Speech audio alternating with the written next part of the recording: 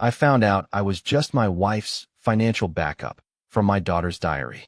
It was meant to be private, but once I read how they laughed about using me, I made sure they'd never depend on me again. They never expected how everything played out. I will tell you. First, let me quickly thank you for your continuous support. This means a lot to us. If you enjoy the stories we share, kindly subscribe to this channel. It will be great if you can leave a comment on which city you are watching from. We might just give you a shout out in our next story. Today's special shout out goes to Jason Lupo from Paris. We are glad you enjoy our stories. Now let's go deeper into the story. I used to think being reliable was my best quality. I wasn't flashy. I didn't bring home spontaneous gifts or write love notes tucked in drawers. But the mortgage was always paid on time. The oil got changed before the engine light came on.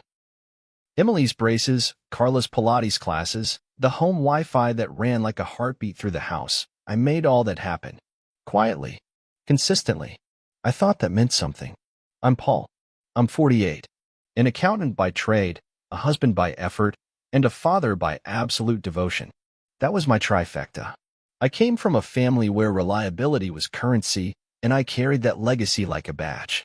Carla used to joke that I was born with a calculator in my hand, and maybe she wasn't wrong. I liked order. I liked systems. And I loved my family in the way I knew how, through provision. Carla and I met in our late 20s.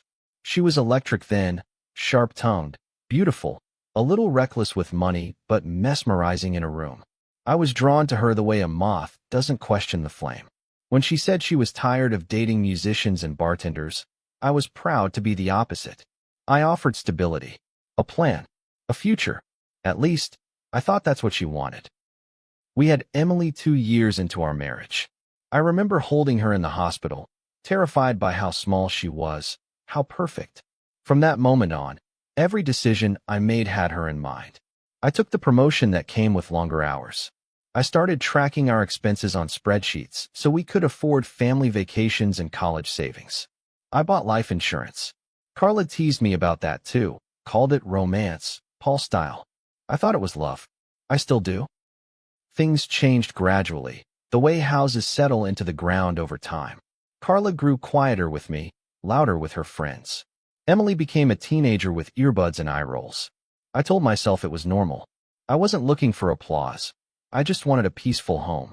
And if that meant being the background guy, the one who made things work, I was okay with that. Then, last October, Emily went on a school trip to Washington, D.C. 3 nights. I remember because I was the one who packed her bag. Carla had a book club and said she was burnt out from planning everything. I added snacks, labeled her meds, tucked in a $20 bill just in case. I vacuumed her room that Saturday while she was gone, not for any reason other than habit. That's when I found the diary. Pink hardcover, frayed ribbons sticking out the side. It was tucked under her mattress like something half forgotten. I hesitated. I swear I did. It felt wrong to touch it. She was 16, not 6. But something gnawed at me. It wasn't suspicion, exactly. It was that quiet ache you get when you feel 1,000 miles away from someone you love. I told myself I'd read a line. Just a line. Just to check in. What I read froze me where I stood. He's so clueless. Mom says he was never her first choice, just the backup. The guy you settle for when real life doesn't work out. She said it laughing. I think it's kinda true though. I mean, he's nice. But we don't love him or anything. We just need him. For now. I stared at the page, the words sinking like stones. The room buzzed with silence. My daughter's handwriting, loopy, careless, suddenly felt like a knife. Carla's voice echoed in those lines, unmistakable in tone. It wasn't just a teenager being cruel. It was truth, echoed secondhand. I sat down on her bed, the vacuum still humming in the hallway behind me. Everything I had built, everything I believed I was to them, cracked in that moment. I had been dependable. I had been generous. I had been available. But I had never been chosen. And the worst part? They knew. They laughed. I didn't sleep that night. Not really. I lay in bed next to Carla, her back turned toward me like always, her breathing even and soft. It used to comfort me, that rhythm. But now, every exhale sounded like a secret I wasn't meant to know. I stared at the ceiling, tracing invisible cracks that weren't there, wondering how long this had been going on, wondering what other truths had been dressed up as jokes behind my back. I tried to convince myself it was a misunderstanding, a dumb teenage entry dramatized like everything else Emily said these days. But those words, just the backup, they weren't random. They were too specific, too casual in their cruelty. And the fact that Carla had said it to her sister, laughing, as if my devotion was something amusing, that crushed me in a way I didn't know was possible. I wanted to confront her right then and there. Wake her up, throw the diary on the bed and demand an explanation. But instead, I just lay there, paralyzed. Because what do you even say when you find out you were plan B in your own marriage? The next morning, I went through the motions like I always did. Made coffee, left a cup for Carla, checked my email before heading to the office. Carla breezed in while I was buttering toast, hair damp from her shower, robe tied loose at the waist. "You're up early," she said, grabbing her cup without looking at me. "I always am," I replied. She didn't notice my tone. Or maybe she did and chose not to ask. That was her way, selective attention dressed up as detachment. That whole day at work, I kept replaying the words from Emily's diary. The phrasing, the indifference, the implications. We don't love him or anything. We just need him. That need sliced deeper than don't love. It implied usefulness, not affection. Function, not feeling. I wasn't a father or husband. I was a walking ATM with a steady job and decent credit. It made me sick. I started seeing everything differently after that. Carla's compliments, when they came, sounded scripted. Emily's hugs felt dutiful, not genuine. The way Carla let bills pile up on the kitchen counter, knowing I'd handle them. How Emily always assumed I'd fill up her gas tank before she even asked. They weren't grateful. They were entitled. And the worst part? I had trained them to be that way. That weekend, I went back to Emily's room when she was out with friends. I didn't read more, couldn't. But I did notice something else. On her corkboard was a collage of photos. Her and her friends. Her and Carla. A few with her aunt. Not one with me. I stood there for a long time, longer than I should have, staring at that board. I kept asking myself, have I really been invisible this whole time? Or have they just gotten good at pretending I matter? That night, over dinner, Carla was chatting about some neighbor's drama, who was cheating on who just got laid off. Emily was texting under the table, half listening. I was quiet. "You okay?" Carla asked between bites of grilled chicken. "Yeah," I said. "Just tired." "Well, try not to bring it home, okay?" she said. "It's not our fault work's draining." That was when it really hit me. I could fall apart right in front of them, and they wouldn't even notice unless it interrupted their routine. My fatigue was an inconvenience, not a concern. After dinner, I sat on the porch with a beer and 1,000 thoughts. I wasn't angry yet. I was something worse. I was disillusioned. My life, it turned out, wasn't a shared effort. It was a contract they never signed, but always expected me to honor. That night, I opened a new spreadsheet. But this time, it wasn't for budgeting. It was a list of accounts Carla had access to, of bills I paid on her behalf, of small, automatic sacrifices I made every week that they never saw. I stared at that list for an hour, and then I started making phone calls, not to confront, to prepare. Because when someone shows you they only value you for what you provide, the only sane response is to stop providing. Once I started seeing clearly, I couldn't unsee it. Carla's voice became sharper to my ears, her requests more loaded. Every casual, "Can you transfer a little extra this month?" Or, "Emily needs new shoes, just grab them on your lunch break," felt like a cold transaction now. I'd spent nearly 2 decades running this house like a well-oiled machine, but it was only now that I realized I was the only one who knew how the gears turned. Everyone else just expected the lights to stay on. So I started turning the dimmer switch. First, I stopped putting money into Carla's personal household fund. It was an account I'd set up 5 years ago, after she said she wanted more control over daily expenses. I deposited $1,000 into it at the start of each month. Quiet, reliable, unspoken. I watched her log into the banking app 2 days after the first. Her brow furrowed, but she didn't say anything at first. That was Carla, passive until the inconvenience became undeniable. Then I stopped buying groceries on the way home. That was another routine I'd trained myself into. Check the fridge, make a quick stop at the market, restock without fanfare. Instead, I drove past the grocery store. I ate dinner at a diner down the road. Alone. I brought leftovers to work the next day. No fanfare, no complaints. Carla noticed within a week. "Why didn't you pick up milk yesterday?" she asked one morning, tapping the empty carton like it had personally offended her. "I thought you were handling it now," I said calmly, sipping my coffee. She gave me a long look. "Since when?" "Since always. I've just stopped pretending it's only my job." She didn't respond, just blinked and turned back to her phone. Emily was more oblivious. Teenagers are skilled at that. She kept asking for gas money, for new sneakers, for Venmo transfers for field trips. I gave her less each time. When she asked about it, I just said, "You might want to talk to your mom." I could see the cracks forming, the tension in Carla's shoulders, the way Emily slammed her bedroom door a little harder than usual. But I wasn't being cruel. I was being clear. I was done being the scaffolding they climbed without acknowledgement. In the quiet of those evenings alone, I started looking up rental listings. I ran numbers. I talked to a lawyer, just exploratory, I told myself. Nothing official. But in my gut, I already knew the direction I was heading. I was preparing for life without them, and it terrified me. Not because I couldn't handle it, but because I wasn't sure who I was outside of this role I'd poured myself into for so long. I thought about the version of myself that existed before I met Carla. A little dull, maybe. A little rigid. But hopeful. Open. Capable of believing in partnership. That man had been buried under years of unreciprocated effort, but I could still feel him there, like an echo. Carla finally confronted me a few days later. It was a Tuesday. We were in the kitchen. Emily was out, thank God. "You've been weird lately," she said, arms crossed, leaning against the counter. "Weird how?" "Distant. Cold. You're not doing the things you usually do." "I'm not your backup plan anymore," I said, quietly.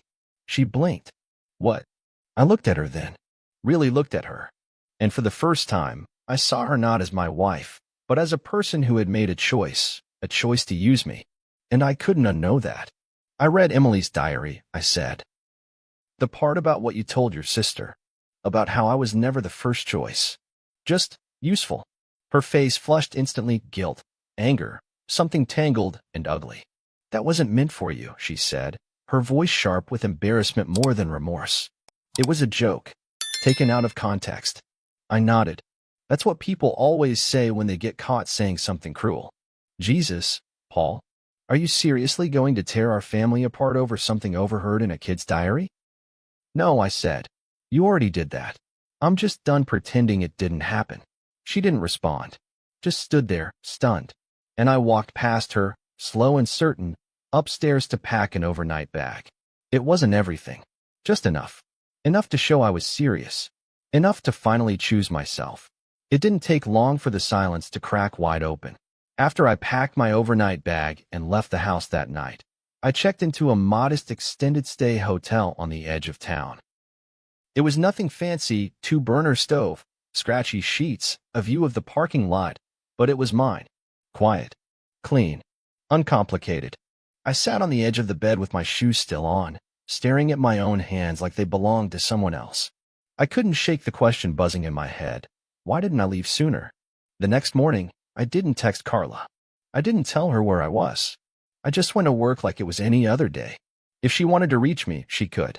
My number hadn't changed. She called around lunchtime. I let it ring. Twice. Then, on the third try, I answered.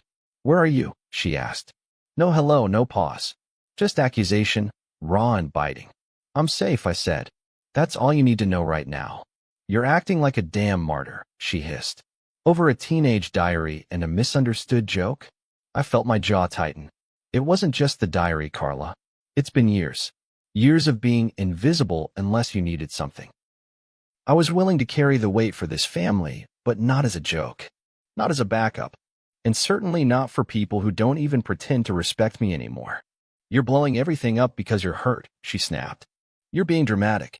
And you're still avoiding responsibility," I said, more calmly than I felt. "So maybe we both need space." She hung up. That weekend, Emily showed up at the hotel. I don't know how she found me. Probably tracked my location through an app we'd forgotten to uninstall. She stood in the hallway with her hoodie pulled up, looking small and furious at once. "You really left?" she said. "Over my diary?" "It wasn't just that," I said. "But yes, that was the final straw." Her mouth tightened. "I didn't mean for you to read it. But you wrote it. And it was honest." She crossed her arms. "So what? Everyone says stuff they don't mean sometimes. You said you didn't love me. That I was just useful. Is that what you don't mean? Or is that what you really think?"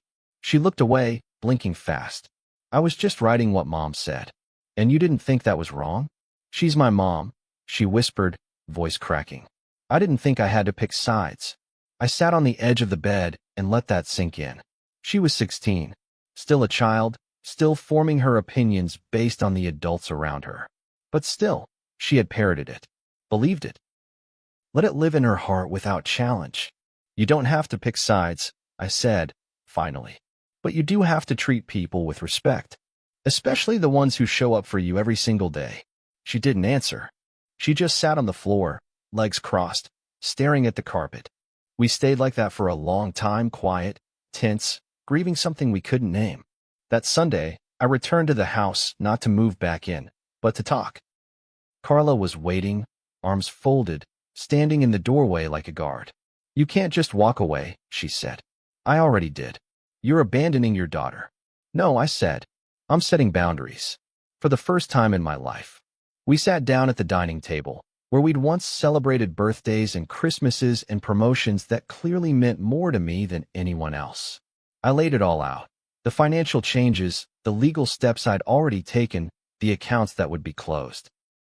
I told her I'd continue to contribute to Emily's necessities, school, medical, a modest allowance, but that everything else was now on her. Her face twisted in something between fury and fear. "You're seriously cutting me off? I was never your safety net, Carla. You just convinced yourself I'd never stop catching you." She stood up, knocked over her chair, and stormed into the kitchen. I heard glass shatter. I didn't flinch. I packed the rest of my things the next day quietly, methodically. Emily wasn't home. Carla watched from the hallway, silent, arms folded. I left a note on the counter with my new address. Nothing poetic, just the truth. "If you want to have a relationship with me, it starts with honesty, respect, and effort. I won't settle for anything less anymore." Then I walked out. For good. There's a strange quiet that comes after a storm. Not peace exactly, just absence. The absence of chaos, of noise, of needing to explain yourself every time you say no. That was what I felt in those first few weeks living alone. A hollow kind of stillness. Like a house that had been emptied too quickly, but left standing strong. The apartment wasn't glamorous. 2 bedrooms, 2nd floor, beige everything. But it had a lock that I alone controlled, a fridge that only emptied when I used it, and a living room that didn't echo with sarcasm or half-hearted complaints. I bought a small sofa and a coffee table from a local thrift store. I kept the lights low, played old jazz records at night. It was quiet, yes, but it was mine. I spent the first week untangling my life from Carla's. I closed joint accounts, changed passwords, removed myself from credit cards she had access to. I hired a financial planner, not to fix anything, but to confirm what I already knew. I'd spent years building a strong foundation, and now it was time to use it for me. The separation agreement went out by the end of the month. It was detailed, airtight. I'd cover Emily's educational needs and provide a modest monthly stipend until she turned 18. Carla wouldn't have access to any of my personal accounts or assets. The house would either be refinanced in her name or sold. I made sure it was fair, but firm. Carla called after she got the documents. "This is punishment," she said flatly. "You're doing this to hurt me." "No," I said. "I'm doing this because I've been hurt, and I won't allow it to keep happening. You're going to make me start over from scratch." I almost laughed. Not because it was funny, but because the irony was too rich. Start over from scratch? That's what I had done the moment I realized I was never truly loved. She'd spent years enjoying a life she hadn't earned. I was just rebalancing the scale. Emily's messages were more complicated. First, silence. Then confusion. Then anger. "Mom's losing it," she texted one night. "Why are you doing this to her?" I waited a few hours before replying. I'm not doing anything to her. I'm doing something for me. A few days later, she called me from school, crying. I don't know what to think anymore, she said. You don't have to take sides, I told her gently. But you do have to understand why I'm not coming back. She was quiet for a long time. Then, softly, you still love me, right? Always, I said. But love doesn't mean letting people treat you like they're entitled to you. After that, we began seeing each other once a week. Lunches, mostly. She was still angry sometimes, short, defensive. But she showed up. That mattered more to me than her mood. Carla, meanwhile, tried charm. Then guilt. Then legal threats she couldn't afford to follow through on. I answered every call from my lawyer, ignored everyone from her. It was a strange reversal, me on the offensive, her scrambling to keep the narrative from slipping out of her control. I didn't gloat. I didn't even feel satisfaction. Just relief. I started reading again, cooking, sitting on the balcony at night with a book and a bourbon. I reconnected with an old college friend over lunch and didn't check my phone once. I wasn't trying to rebuild my old life. I was making a new one. Quietly, slowly, on my terms. For the first time in years, I didn't feel like a man holding everything up. I felt like a man standing on his own. It's strange how quickly a new rhythm sets in when the old one breaks. A year passed, almost to the day, since I read Emily's diary. It feels like another lifetime now, another version of myself, quietly dying inside a house that pretended to be a home. I'm still in the same apartment. I never intended to stay this long, but something about its simplicity suits me. I can hear the birds in the morning. My neighbors nod and smile, but don't pry. I come and go as I please. That, in itself, still feels like a luxury. The divorce was finalized 6 months ago. Carla didn't show up to the last hearing. She let her lawyer speak for her. Ironic, considering how many years she had no problem speaking over me. I walked out of that courthouse with a small envelope and a strange sense of lightness. Like I'd shed a skin I hadn't realized was choking me. Emily and I have lunch every Sunday now. The first few months were hard. Awkward silences, conversations that tiptoed around everything.